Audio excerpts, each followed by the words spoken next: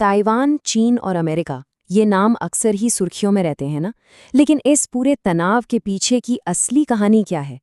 तो चलिए आज इस 75 साल पुरानी और उलझी हुई गुत्थी को सुलझाने की कोशिश करते हैं। ये एक बड़ा सवाल है।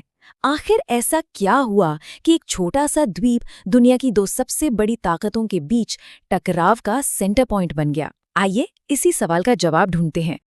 देखिए, इस कहानी की जड़ें हमें मिलती हैं 1940 के दशक में, जब चीन में एक बड़ा गृह युद्ध खत्म हो रहा था।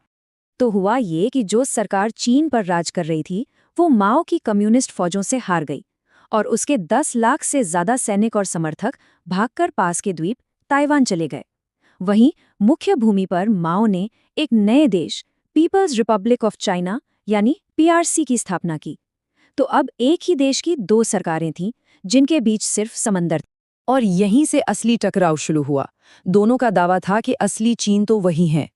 चीन की कम्युनिस्ट सरकार ताइवान पर हमला करना चाहती थी, लेकिन उस वक्त उनके पास मजबूत नौसेना नहीं थी, और दूसरी तरफ ताइवान में बैठी सरकार वहां सुरक्षित हो गई। शुरुआत में तो अमेरिका ने कहा कि ये चीन का अंदरूनी मामला है, हम इससे दूर रहेंगे। लेकिन फिर एक घटना हुई जिसने सब कुछ पूरी तरह से बदल दिया। अमेरिकी नीति में एक जबरदस्त यू टर्न आया।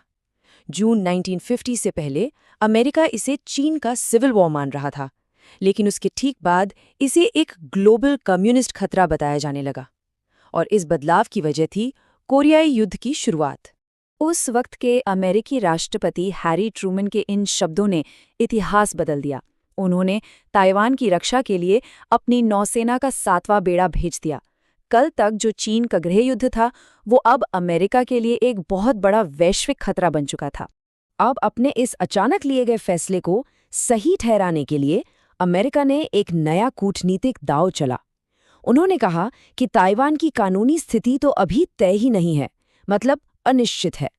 और ये एक ऐसा आइडिया था जिसने आने वाले कई दशकों की राजनीति पर गहरा असर डाला। इसके बाद तो हालात इतनी तेजी से बिगड़े कि दुनिया परमाणु युद्ध के मुहाने पर आ खड़ी हुई।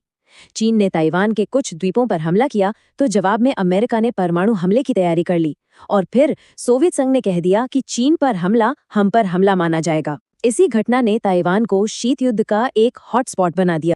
अब कहानी शीत युद्ध के अगले दौर में पहुंचती है, जहां दोस्ती और दुश्मनी के समीकरण बहुत ही नाटकीय ढंग से बदलने वाले थे।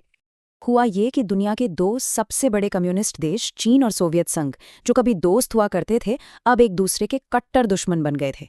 इस दुश्मनी ने अमेरिका को एक जबरदस्त रणनीतिक मौका दे दिया। और यहीं से शुरू हुआ एक गुप्त कूटनीतिक खेल। अमेरिका ने सोवियत संघ को घेरने के लिए चाइना कार्ड खेलने का फैसला किया। इसके लिए हेनरी किसिंजर चुपके से बीजिंग पहुंचे, माओ की सरकार से मिलने। और इस पूरी सौदेबाजी के केंद्र में एक ही मुद्दा था, ताइवान का भविष्य। किसिंजर ने वहां जो कहा, उस पर जरा गौर कीजिए। उन्होंने सीधे सीधे कुछ नहीं कहा, लेकिन बहुत चालाकी से ये संकेत दे दिया कि अमेरिका एक बड़े रणनीतिक फायदे के लिए ताइवान के साथ अपनी दोस्ती को कुर्बान कर सकता है। इस कूटनीतिक दाव के नतीजे बहुत तेजी से सामने आए। चीन को यूएन में सीट मिल गई, ताइवान को बाहर का रास्ता दिखा दिया गया, और अमेरिकी राष्ट्रपति निक्सन खुद बीजिंग पहुंच गए। इन सब के बीच ताइवान दुनिया में और भी अकेला पड़ गया। इस पूरे घटनाक्रम से एक बहुत ही जटिल और कह सकते हैं कि उलझी हुई नीति ने जन्म लिया, जिसने आने वाले कई दशकों तक अमेरिका, चीन और ताइवान के रिश्तों की दिशा तय की। इसे कहते हैं स्ट्रेटेजिक एम्बिग्युइटी, यानी रणनीतिक अस्पष्टता। ये अमेरिका की वो नीति है जिसमें वो जानबूझकर ये साफ नहीं करता कि अगर चीन ने ताइवान पर हमला किया तो अमेरिका उसकी रक्षा के लिए आएगा या नहीं। इसका मकसद था चीन को हमले से डराना और साथ ही ताइवान को भी आज़ादी की घोषणा करने से रोकना। इस अस्पष्ट नीति को बाद में एक कानून का रूप दिया गया, जिसे ताइवान रिलेशंस एक्ट कहते हैं। और ये कानून बड़ा दिलचस्प है। एक तरफ अमेरिका कहता है कि वो ताइवान को एक देश नहीं मानता, लेकिन दूसरी तरफ इसी कानून के तहत वो ताइवान को हथियार बेचने और उसकी रक्षा की क्षमता बनाए रखने के लिए भी बाध्य है, बिना कोई पक्का वादा किए।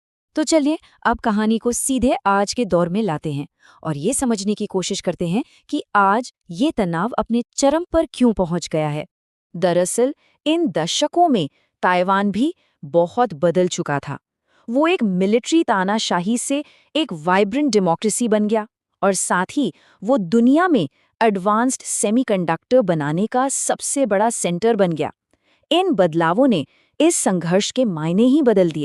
ताइवान की आज की अहमियत को बस ये एक आंकड़ा ही बयां कर देता है। दुनिया के 90% सबसे एडवांस्ड माइक्रोचिप्स अकेले ताइवान में बनते हैं। ये वो चिप्स हैं जो हमारे स्मार्टफोन से लेकर हमारी गाड़ियों तक हर चीज को पावर देते हैं। ये ताइवान की बहुत बड़ी रणनीतिक ताकत है। तो आज की स्थिति ये है कि तीनों पक्ष अपनी अपनी जगह पर अड़े हुए हैं। चीन कहता है कि ताइवान को मिलना ही होगा, चाहे बल का प्रयोग क्यों न करना पड़े। अमेरिका शांतिपूर्ण समाधान चाहता है और ताइवान के लोग, जिनकी एक अलग लोकतांत्रिक पहचान बन चुकी है, वो चीन के साथ मिलना नहीं चाहते। यही वजह है कि ये गतिरोध इतना ज्यादा तनावपूर्ण है। और आज की हकीकत यही है, एक तरफ चीन का बढ़ता राष्ट्रवाद और दूसरी तरफ अमेरिका चीन के बिगड़ते रिश्ते। इन सब के बीच वो दशकों पुराना संतुलन अब बहुत ज्यादा नाजुक हो गया है, जो कभी भी टूट सकता है। तो हम इस कहानी को इसी अहम सवाल पर छोड़ते हैं। 75 साल बीत चुके हैं। क्या जानबूझकर अपनाई गई अस्पष्टता की ये पुरानी नीति भविष्य में एक बड़े युद्ध को रोक पाएगी? इस सवाल का जवाब ही शायद दुनिया का भविष्य तय करेगा।